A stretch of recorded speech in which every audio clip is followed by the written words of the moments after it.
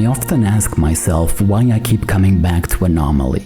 And after not booting up the game for quite a while, I decided to come back for what I thought would be the last time.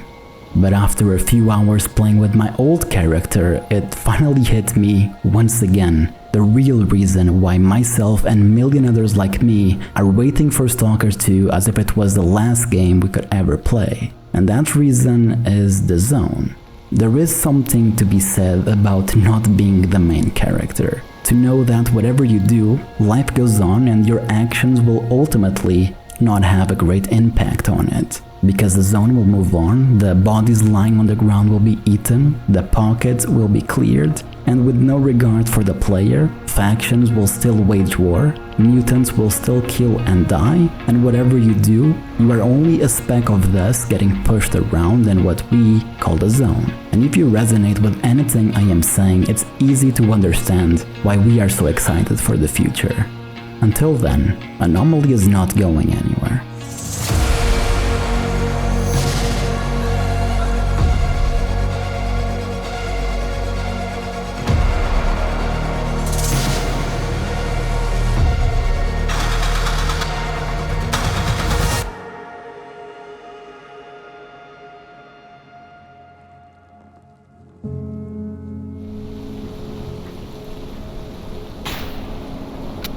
Explaining what makes this game different is not exactly easy to convey, but ultimately this video is about one guy who, after coming back to the zone, found himself completely immersed in the randomness of events, the unplanned circumstances, and all the little details that make the zone so unique. And for me to properly explain, we'll have to go back in time to where it all began.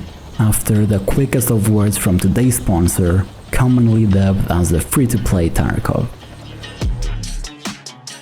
Arena Breakout Infinite is the perfect game for us gamers that want to experience the thrilling emotions of an extraction shooter but don't necessarily have a lot of free time to sink into a game. I find it to be a great casual experience while still remaining true to the shoot, loot and extract gameplay we have all come to enjoy, both seasoned and new players alike. At the same time, the addition of new functions like the spectator and kill cam, alongside with new weather effect cycles, make up for some quality of life features you don't see very often in the extraction shooter genre. The weapon customization system is impressive, to say the least. The animations are smooth, the gameplay is thrilling and exciting, and being free to play makes playing it a no-brainer. As one of the most watched games on Twitch during its beta test period with over 1 million signups, it's easy to see why people are interested. And if you are as well, head over to arenabreakoutinfinite.com and register there to try the game for yourself, completely for free. And once again, thank you to Arena Breakout Infinite for sponsoring today's video. Okay then, back to the story. It all began a couple days ago. I was making my way north from Cordon all the way to Zaton, and doing as much as I could on my way there. One of the things I had to do will have me go to the meadow and kill the bandits that are usually stationed there. As I arrived in the meadow, I was greeted by some stalkers, and like I usually do, I checked if they had anything to sell or any work I could do. They had nothing for me, so I just kept going on with my life and towards the bandits, which I eventually killed. I even got myself an SVD, and although this one is pretty bad, the improved animations made me want to keep it. As the hour grew late and I didn't want to get caught outside during the dark, I moved into the closest building I could find. And in that building I took the opportunity to eat, drink, load magazines, and I had the full intent of staying here for the night. Which I didn't, because I forgot my sleeping bag. So I started walking and soon found myself back in garbage. Now you'll have to trust me on this one as I didn't record it, but while I was making my way through the zone, I kept getting these messages from stalkers in need of help, which I completely ignored as I usually do and just logged off for the night. The day after, I wake up, have a drink, I eat, I go outside, and I find the cold bodies from the same people that asked for my help just a few hours before. Had I looked for and killed all the bandits in the area, I can almost guarantee that lining their pockets will be loner patches and extra guns from the people they had just killed. Oh well. A few hours after, I found myself in the swamps, where once again I accepted all the missions I could find. One of these missions will have me go all the way to the north side of the swamp so I could find and kill a diurnal predator. And maybe it should have been the first thing I did, but me being me, I walked around, looted and shot as much as I could. And I eventually turned a 5-minute walk into a 30-minute staring session where I appreciated the fact this game looks like this when it's almost 20 years old, which worked out pretty well because in the process of doing so, my mission to kill the predator worked itself out. Someone killed it, I didn't do anything, but because it was assigned to me and now it's gone, mission accomplished. And by itself, this is probably the biggest reason why I love this game so much and always keep returning to it. On the day before, had I helped the loners fight back the bandits, maybe they wouldn't have died.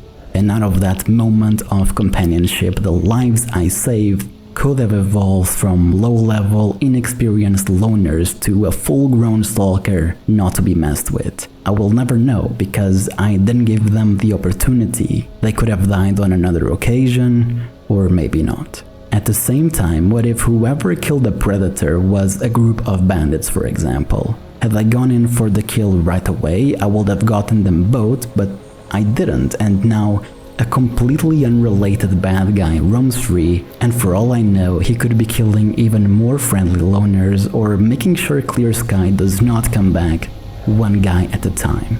In the end of the day, the importance of these two events are almost negligible, but to me they serve as a stark reminder of who I am in the zone. Like them, I have my own intents and motivations, but no matter how much I try to make a difference, in the end, the zone will move on.